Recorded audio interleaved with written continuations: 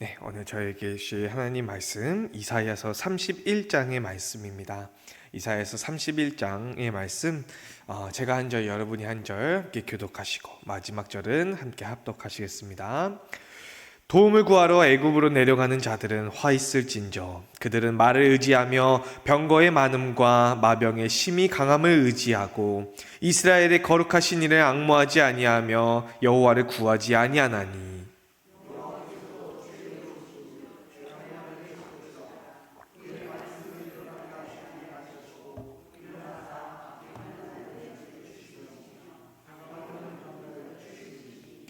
애굽은 사람이요 신이 아니며 그들의 말들은 육체요 영이 아니라. 여호와께서 그의 손을 펴시면 돕는 자도 넘어지며 도움을 받는 자도 엎드러져서 다 함께 멸망하리라.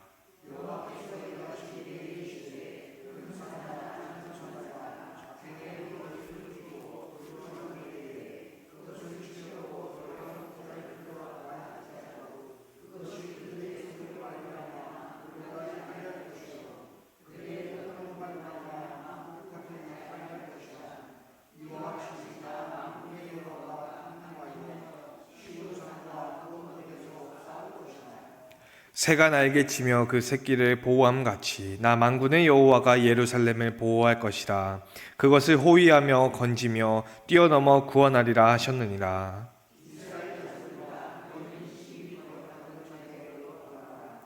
너희가 자기 손으로 만들어 범죄한 은 우상, 금 우상을 그날에는 각 사람이 던져버릴 것이며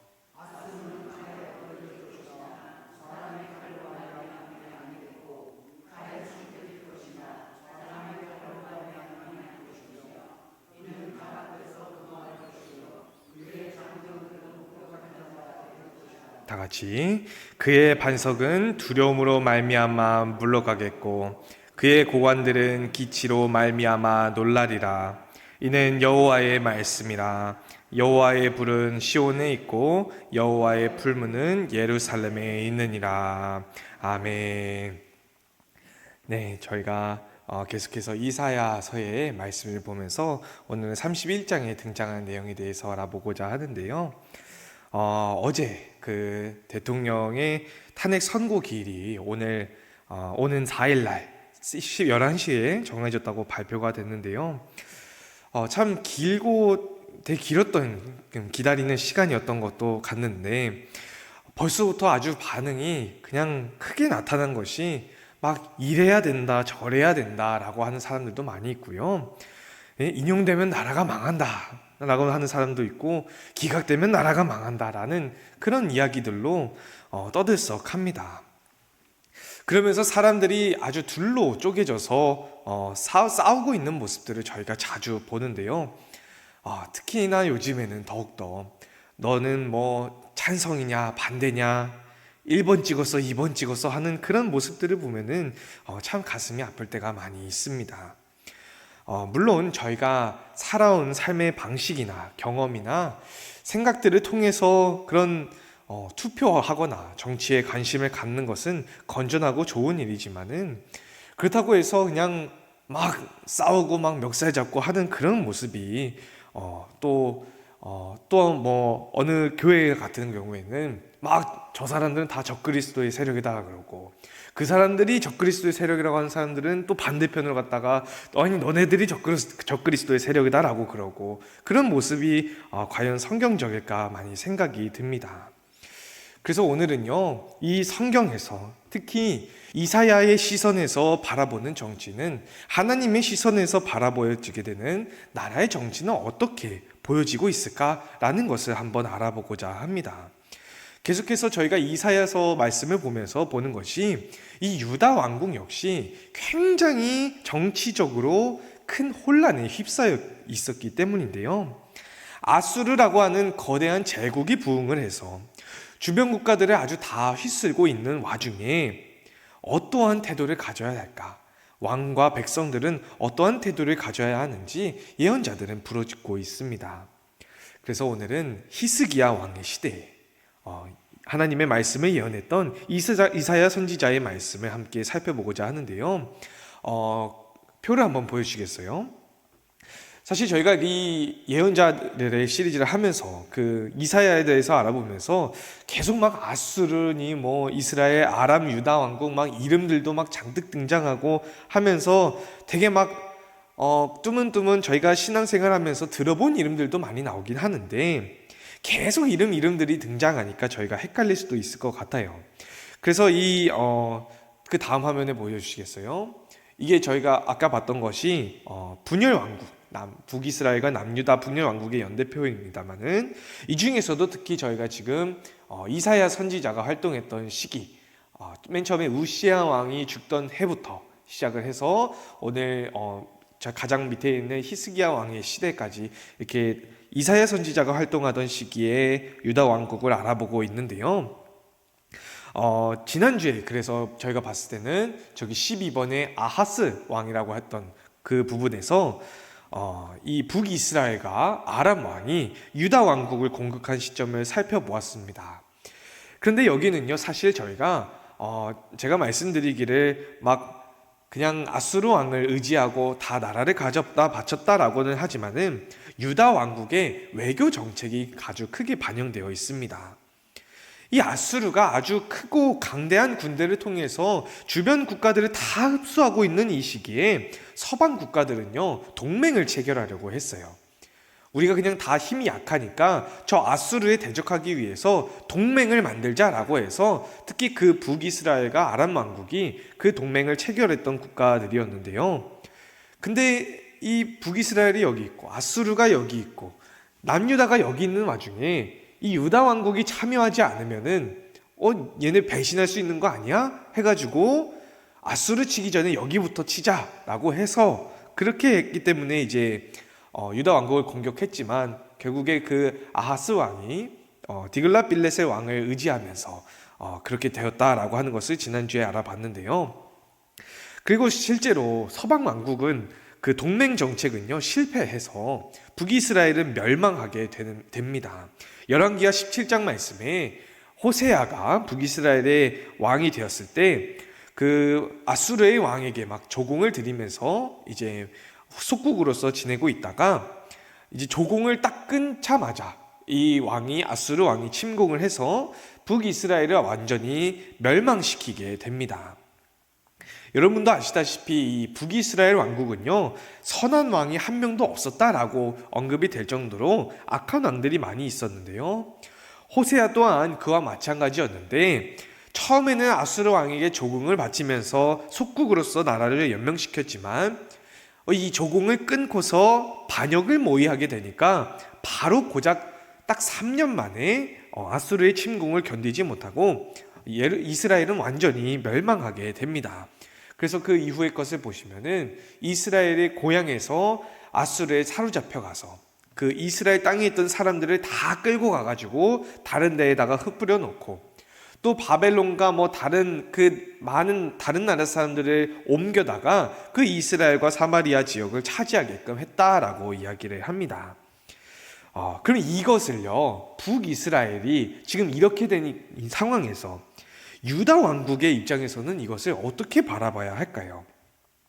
특히 아하스 왕 때에는요, 아수르 왕에게 항복하고 조공을 다 가져다 바치면서 속국으로 들어갔던 유다 왕국이 똑같이 속국이었던 이스라엘 왕국이 조공을 딱 끊자마자 3년 만에 멸망한 것을 바로 지켜봤던 상황입니다. 네, 그래서 이 시점에서 유다는 대체 어떻게 행동해야 할까요? 이 호세아 왕과 북이스라엘의 몰락과 멸망을 지켜봤던 남유다 왕국의 왕은요, 바로 히스기야 왕이었습니다. 이 히스기야 왕이 바로 북이스라엘이 아수르의 조공을 끊었다가 멸망하는 것을 다 지켜봤던 왕이었는데 그 히스기야가 가장 먼저 왕이 되자마자 행했던 것은 바로 종교개혁이었습니다. 열왕기하 말씀을 보시면은 히스기야가 하나님께서 보시기에 정직하게 행해서 여러 산당들을 제거하고 주상을 깨뜨리고 목상을 찍으면서 우상들을 부쉈다라고 이야기하면서요. 또 하나님께서 이스라엘 하나님 여호와를 의지하였는데 그 히스기야 왕 전후로도 유다 왕국에 이런 왕이 없었다. 아주 전무후무하게 정직한 왕이었다라고 이야기하면서 하나님께서 모세에게 명령하신 계명을 지켰다라고 이야기를 합니다. 특히 역대기에서는요, 이 아주 상세하게 어떤 개혁을 했는지 기록하고 있는데, 먼저는 하나님의 성전을 깨끗하게 하는 성전 정화를 실시했고요. 그 다음에는 하나님의 성전에서 섬기는 일, 그러니까 성전의 제사를 회복하는 일을 했고요. 그 다음에 유월절과 그 이후에 행하는 무교절을 이스라엘 민족들의 절기를 회복해서 성대하게 지키게 했습니다. 특히 이 히스기야의 개혁 중에서 눈여겨볼 만한 것이 바로 이 유월절을 지키자고 했던 것인데요. 그냥 우리만 지키자라고 한 것이 아니라 온 이스라엘과 유다의 사람을 보내서 에브라임과 므낫세, 저 북이스라엘에 있는 민족들에게도 편지를 보내서 우리 함께 예루살렘에서 하나님 앞에 유월절을 지키자라고 편지를 보내게 됩니다. 이것이 중요한 이유는요, 이때에 이미 북이스라엘의 멸망할 시점일 가능성이 있었기 때문인데요. 제가 가능성이 있다라고 말씀드리는 이유는 이 히스기야 왕의 즉위 시기가 기원전 729년이냐 아니면 715년이냐라는 논란이 있기 때문인데요. 그러니까 히스기야 왕이 딱 왕이 되었던 시점이 아하스 왕이 살아있어서 같이 통치하던 시기냐, 아니면은 아하스 왕이 죽고서 혼자서 통치하던 그때부터 우리가 봐야 되느냐라는 그 성경의 시점 때문에 저희가 그런 다른 의견이 있는데, 그래서 만약에 전자라고 한다면은 이스라엘이 멸망하기 직전의 시기에 우리 함께 예배드리자라고 하는 것이고, 만약에 후자라고 한다면은 북이스라엘이 완전히 멸망하고서 남은 소수의 몇몇만 있는 상황에서 유월절을 지키자라고 편지를 보냈던 것이라고 이제 하는 것인데요. 어느 쪽이든 간에 북이스라엘은요, 이미 아수르에 의해서 속국이 되어 있거나 아니면 멸망을 했거나 그런 멸망 전후에 놓여 있는 시기였습니다. 그래서 이 히스기야 왕이 우리 함께 유월절을 지키자라고 하는 것은요, 단순히 우리 함께 예배드리자라고 하는 것이 아니라 아수르에 대해서 전면적으로 대립하는 행위였다라는 것입니다. 그러니까 하나님께 예배드리기 위해서 초청합니다라고 하는 것에 그만한 위험성이 따르고 있었던 것인데요.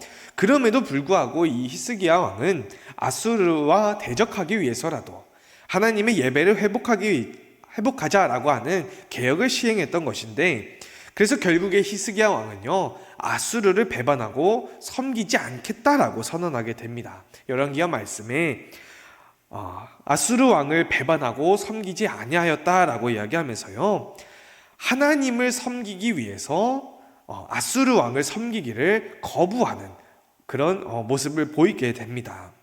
북이스라엘까지 멸망해서 이미 아수르가 완전히 장악을 했던 것인지 아니면 속국으로 되어 있던 것인지 그런 상황 가운데 함께 유월절 예배를 드리자라고 표현하면서 아수르 왕에 대한 거부를 표현하게 되는데요.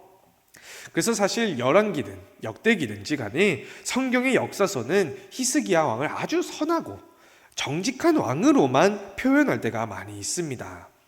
저희가 기억하기에도 좀 나중에 좀 교만해서 병에 걸리기도 했지만은 그래도 막 예배를 회복하고 우상을 철폐한 선한 왕이 아닌가, 보통 이렇게 많이 기억을 하기도 하는데요. 그런데 여러분, 사실 이 겉으로 보기에는 완벽해 보이던 히스기야 왕도요, 사실 이사야 선지자의 말씀을 통해서 아주 큰 비난을 받았다는 것을 혹시 알고 계십니까? 저희가 생각하기로는 먼저 막 성전을 정화하고 유월절을 회복하는데 하나님께서 막 만사형통하게 해주실 것 같은데, 의외로 이사야서에서는요, 히스기야를 아주 맹비난하는 말씀들이 많이 등장합니다. 특히 이사야서 29장 1절로 3절 말씀에는요, 슬프다 아리엘이여 아리엘이여 라고 하면서, 이 아리엘은 예루살렘을 칭하는 다른 이름인데요, 이 아리엘이 슬프다라고 하면서 해마다 절기가 돌아오려니와 이제는 해마다 전에는 지키지 않았던 유월절을 다시 지키면서 예배를 회복했다라고 하지만은 하나님께서 이 예루살렘을 괴롭게 할 것이다 라고 이야기합니다. 그리고 이 뒤에 나오는 2절 후반부에 나오는 저 아리엘은 성전 번제단을 뜻하는데요. 번제단의 이름인데 이 번제단에 태우듯이 내가 예루살렘을 태워버릴 것이다 라고 하시면서 사방으로 진을 쳐서 포위해가지고 하나님께서 예루살렘을 치실 것이다 라고 이사야 선지자가 하나님의 말씀을 전합니다. 이게 되게 이상한 말씀 아닌가요? 저희가 알고 있는 히스기야에 대한 평가랑 아주 다른 말씀이 이사야서에서 등장합니다. 아니, 분명히 하나님 앞에서 히스기야 왕이 정직하게 행하고 해마다 유월절 절기를 돌아오게 했음에도 불구하고 예언자의 시선에서, 하나님의 시선에서는 대체 뭐가 잘못됐길래 이사야 선지자를 통해서 히스기야의 예루살렘을 내가 칠 것이다 라고 말씀하고 계실까요? 네, 제가 지난주에 지나가듯이 말씀드린 적이 있는데, 아수르는요 이집트까지 정복을 나섰다고 말씀드린 적이 있습니다. 그래서 이집트 왕국도 굉장히 나름 강한 군사력과, 무엇보다도 이집트는 좀 돈이 많았어요. 예, 그 금광이나 그런 어떤 아주 오랜 역사를 통해서 쌓아왔던 축적한 부가 있었기 때문에 이 이집트가요 히스기야 시기에 서방 국가들을 다 규합해가지고 우리가 저 아수르에 대항하자라고 큰 동맹을 형성하게 됩니다. 그러니까 대대적으로 아수르에 반란하기 위해서 우리가 동맹을 체결하자라고 하는 그런 일이 있었는데, 히스기야가 아수르 왕을 배반하고 섬기지 않았다라고 하는 그 시기의 이면에는요, 이 히스기야 왕은 이 이집트에 사절을 보내서 반란 동맹에 동참하게 됩니다. 이사야서 30장 4절 말씀에 히스기야 왕의 고관들이, 그 사신들이 소안과 하네스에 이르렀다라고 이야기하는데요. 이 소안과 하네스라고 하는 도시가 이집트의 주요 도시, 수도라고도 하는데 이 이집트의 주요 도시인 소안과 하네스에 찾아가서 애굽과 맹약을 맺게 됩니다. 네, 그래서 여러분요, 사실 히스기야의 종교개혁, 히스기야의 예배개혁은요 정말 순수하게 하나님의 예배를 회복하기 위한 움직임이다라기보다는 나라를 일치단결하고 북이스라엘을 우리 동맹으로 끌어들이고 이집트와 맹약을 맺으면서 아수르에 대항하겠다라고 하는 정치적인 계산이 포함되어 있던 것입니다. 그래서 열왕기하에서는요 여호와께서 모세에게 명령하신 계명을 히스기야 왕이 지켰다라고 이야기하지만요, 이것을 이사야서 말씀에서는 29장 13절 말씀에 그들의 입술로는 나를 공경하고 입으로는 나를 가까이 하지만은 마음이 내게 멀리서 떠나서 사람의 계명으로 가르침 받았을 뿐이지 나를 진짜 경외하지 않는구나라고 말씀하고 계신 것입니다. 네, 제가 지난 예언자들에 대해서 말씀드리면서 이 예언자들은 인간의 악의 문제에 아주 예민한 사람들이다, 민감하게 반응하는 사람들이다 라고 말씀드렸는데요, 이 히스기야 왕의 종교개혁, 정치적으로 잘 포장해서 하나님을 찬양하고 예배하는 것처럼 보였던 이 히스기야도요, 이 예언자들을 통한 하나님의 시선에서는 겉으로만 말씀을 지키는 것처럼 하고 뒤로 가서는 이집트를 의지하고 있던 사람이었구나라고 하는 것입니다. 그래서 그런 히스기야에게 하나님께서는 이렇게 말씀하십니다. 본문 말씀 1절로 3절 말씀에 도움을 구하려고 이집트로 내려가는 자들은 화가 있을 것이다 라고 말씀하시면서 그들이 병거의 많음과 병사가 많고 마병이 아주 강건한 것을 의지해서 하나님을 앙모하지 않고 하나님을 구하지 않으니까 지혜로우신 하나님께서는 그 예루살렘에 재앙을 내리실 것이다 라고 말씀하시면서요, 3절에 애굽은 사람이 아니고 신이 아니다 라고 하시면서 하나님께서 손을 펴시면은 그 돕는 자도 다 넘어질 것이다 라고 이야기하십니다.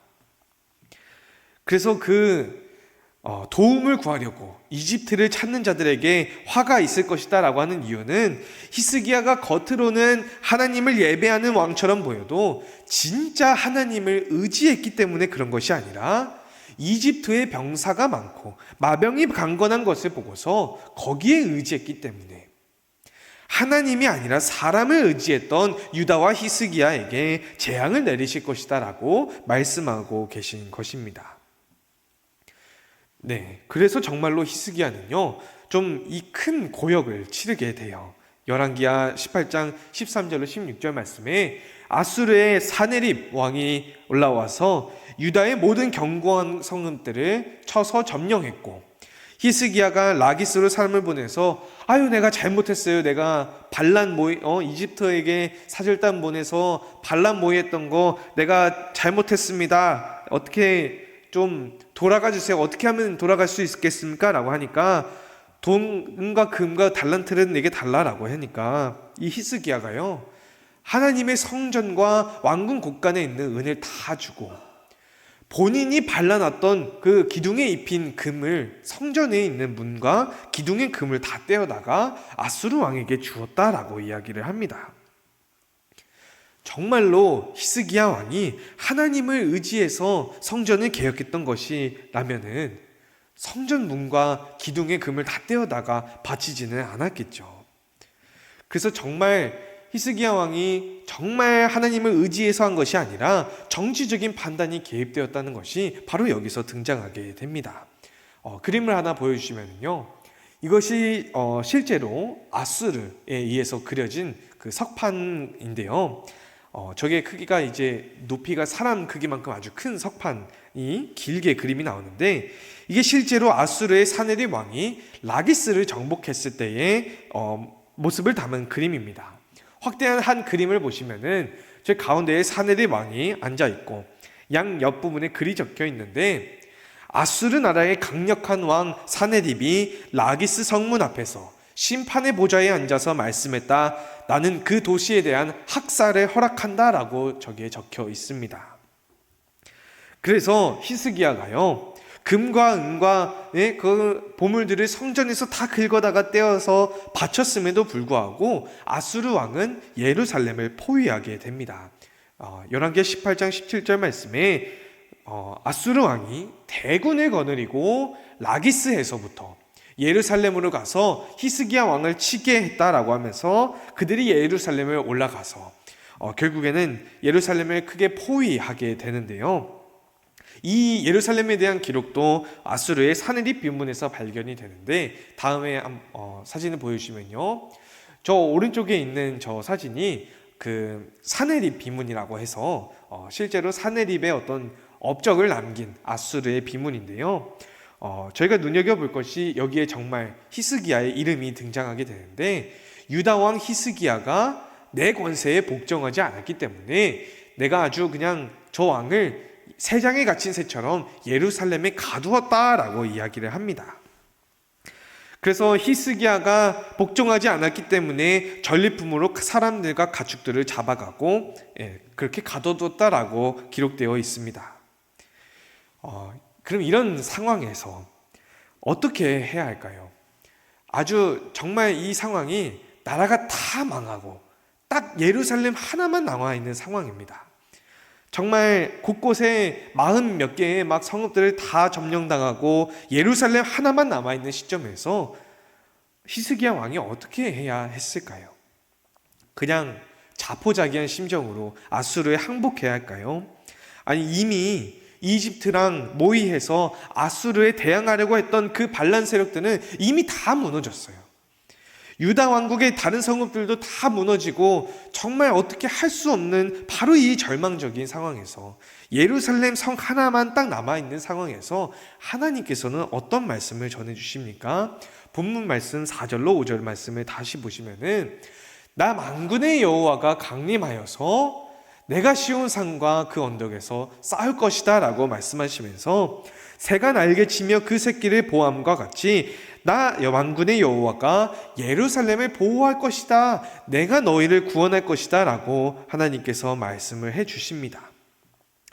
이것이 참 웃긴 것이 바로 앞에 있는 3절까지만 하더라도 내가 너네들 다 엎드러지게 할 거야 라고 말씀하셨던 하나님께서는 이제는 내가 직접 강림해서 싸울 것이고 내가 예루살렘을 보호하고 구원할 것이다 라고 말씀해 주시는데요. 이것은 그냥 무조건적인 보호의 약속이 아니라 가장 먼저 중요한 것이 하나님께로 돌아가는 것이라고 말씀하십니다. 6절로 7절 말씀을 보시면 이스라엘 자손들아 너희는 심히 거역하던 자에게로 이제 돌아오라.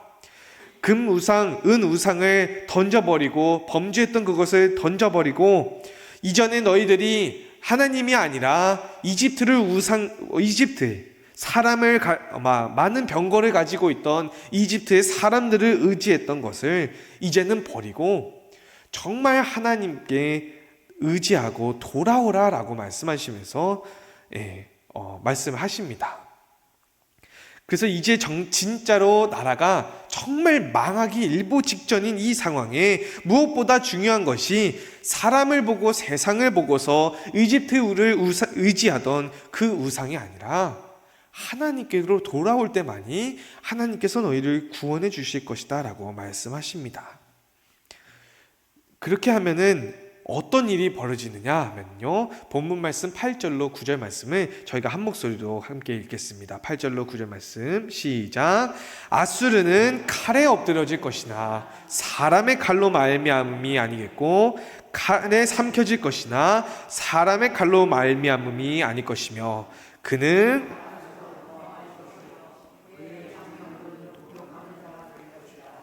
그의 반석은 두려움으로 말미암아 물러가겠고 그의 고관들은 기치로 말미암아 놀라리라. 이는 여호와의 말씀이라. 여호와의 불은 시온에 있고 여호와의 풀무는 예루살렘에 있느니라. 아멘.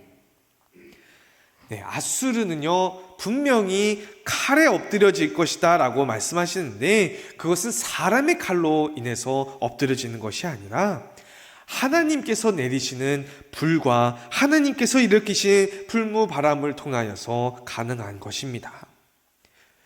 그러니까 진정으로 나라가 망하게 될 때에는요 사람 때문에 망하는 것이 아니라 하나님을 의지하지 못해서 망하는 것이고, 진정 나라가 살아나게 되는 방법은요 사람의 칼로 이집트의 병거로 일어나는 것이 아니라 하나님께서 보내시는 불과 풀무불로 일어나는 것이다 라는 말씀입니다.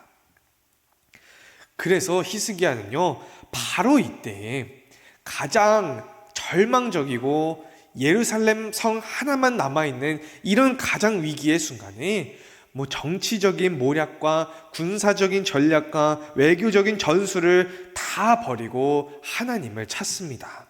열왕기하 19장 1절로 2절 말씀에 히스기야 왕이 듣고 그 옷을 찢고 굵은 배를 둘러 하나님의 성전에 들어가서 아모스의 아들 선지자 이사야에게 보내서 우리가 어떻게 해야 할까요? 라고 말씀을 구합니다.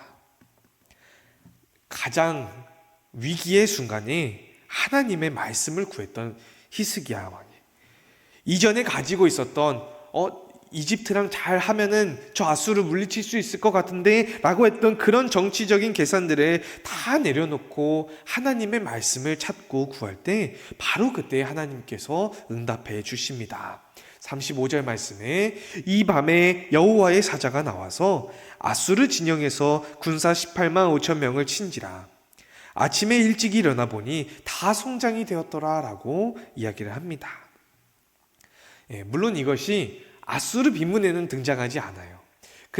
거기에는 자기 왕의 업적을 아주 높게 쳐야 되기 때문에 이 업적이 등장하지는 않습니다만은 아주 저희가 역사적인 사실로도 볼만한 것은 예루살렘을 점령해서 무너뜨리지는 못했다라고 하는 것을 저희가 볼 수가 있습니다.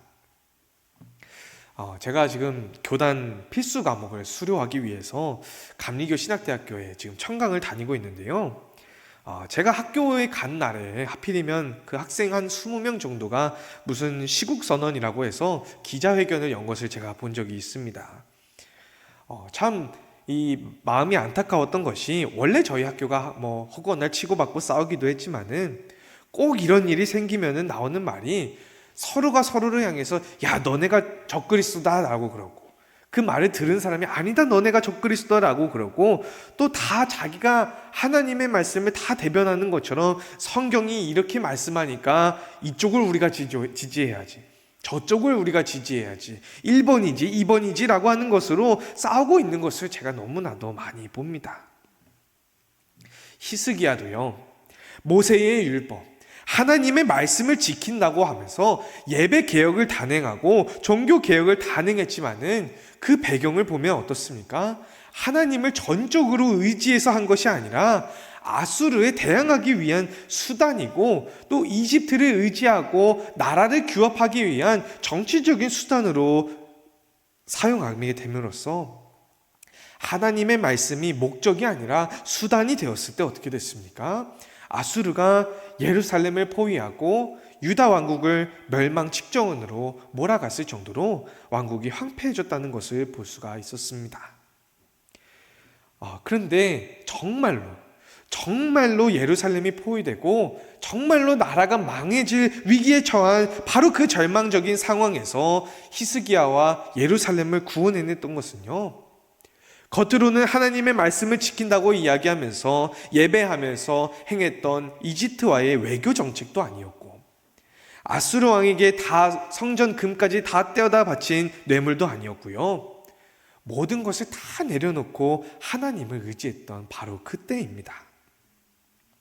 그래서 단언컨대 저희의 이 세상의 주권은 하나님께 있다는 것을 저희가 꼭 기억했으면 좋겠습니다.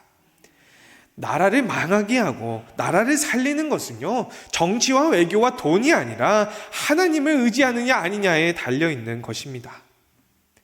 저희가 하나님을 예배한다고 겉으로 말로는 그러면서도 사람을 의지할 때는요, 하나님께서 잘 되어 보이는 것도 망하게 하시지만, 반면에 정말로 저희가 믿음을 가지고 하나님을 의지할 때는요, 도저히 살아날 방도가 없는 포위된 예루살렘의 그 상황에서도 하나님께서 아수르를 치심과 같이 사람의 칼로 엎드려지는 것이 아니라 하나님의 불로써 믿음의 역사가 일어나는 것 같이 저희의 믿음이 나라를 살리는 것입니다. 히스기야가 병에 걸렸다가 나았을 때 이렇게 기도했습니다. 이사야서 38장 17절 말씀에 보옵소서, 내게 큰 고통을 더하신 것은 내게 평안을 주려 하심이라. 주께서 내 영혼을 사랑하사 멸망의 구덩이에서 건지셨고 내 모든 죄를 주의 등 뒤에 던지셨나이다 라고 이야기하면서 저희가 예언자의 시선으로, 예언자에 통한 하나님의 정말 그 시선으로 저희가 정말로 하나님을 전적으로 의지하고 믿고 있는가 돌아볼 때에, 또 하나님을 의지하지 않고 내가 사람을 의지했구나, 애굽을 의지했구나 하던 것을 회개하고 하나님께 돌아설 때에 정말로 멸망의 구렁텅이에서도 저희를 구원하시고 이전에 지은 죄들을 뒤로 돌리시고 하나님께서 부어주시는 평안을 볼 수 있다라는 것입니다. 그래서 저희가 그렇게 사람을 의지하는 것이 아니라 정말 나라를 망하기도 하시고 살리기도 하시는 하나님을 의지하면서 말로만 예배하고 하나님의 말씀을 보고서 하는 것이 아니라 정말 예언자의 시선으로 바라봤을 때에도 정말 변치 않는 믿음을 가지고 있을 때에, 하나님을 의지하는 믿음을 가질 때에 믿음의 역사를 능력으로 일어나가는 여러분과 제가 될 수 있기를 주님의 이름으로 소망합니다. 기도하시겠습니다. 사랑이 많고 내가 충만하시며 나라를 망하게 하시고 또한 살리시는 하나님 아버지, 감사합니다. 저희가 함께 보았던 히스기야 왕과 이사야서의 말씀처럼 저희가 겉으로는, 입으로는 하나님의 말씀을 말하며 저희가 손으로는 하나님을 예배하는 것처럼 보일지라도 히스기야 왕이 뒤로는 외국 왕을 의지하고 정치적인 계산으로 아수르를 대적할 수 있다고 믿었을 때 주님께서 그것을 허락하지 아니하시고 유다 왕국을 멸망 직전으로 몰아가셨던 것을 주님 저희가 봅니다. 사랑이 많으신 하나님, 나라를 정말로 살리는 것은 그렇게 하나님의 말씀과 예배를 이용하는 것이 아니라 정말로 진정으로 주님께서 우리를 지켜주심과 또한 주님께서 정말로 이 땅의 주권자가 되심을 믿고 의지하며 나아갈 때에 정말로 아무도 살릴 수 없을 것 같던 그 포위된 예루살렘 성을 주님께서 구원하셨던 것과 같이 주님께서 나라를 살려주시는 분이심을 지금 저희가 믿습니다. 사랑이 많으신 하나님, 저희가 겉으로만 예배하는 자가 되게 하지 않도록 하여 주시옵소서. 겉으로만 하나님의 말씀을 이야기하는 자가 되게 하지 않게 하여 주시옵소서. 정말로 진정으로 하나님의 말씀을 의지하며 정말로 전적으로 하나님을 향한 믿음을 키워나가는 교회가 되어서 정말 세상 가운데 나아갈 때에 저희 교회를 통하여서 바로 저희가 교회가 일으키는 믿음의 역사를 통하여서 나라를 살려나가는 교회가 되게 하여 주시옵소서. 정말로 나라를 흥하게도 하시고 망하게도 하시며 칼로 하나님의 칼로 엎드리게 하시며 하나님의 불로 살리시는 주님 앞에 저희가 정말로 큰 믿음을 키워나가며 믿음의 역사를 주님의 능력으로 함께 일어나가는 역사가 일어나게 하여 주시옵소서.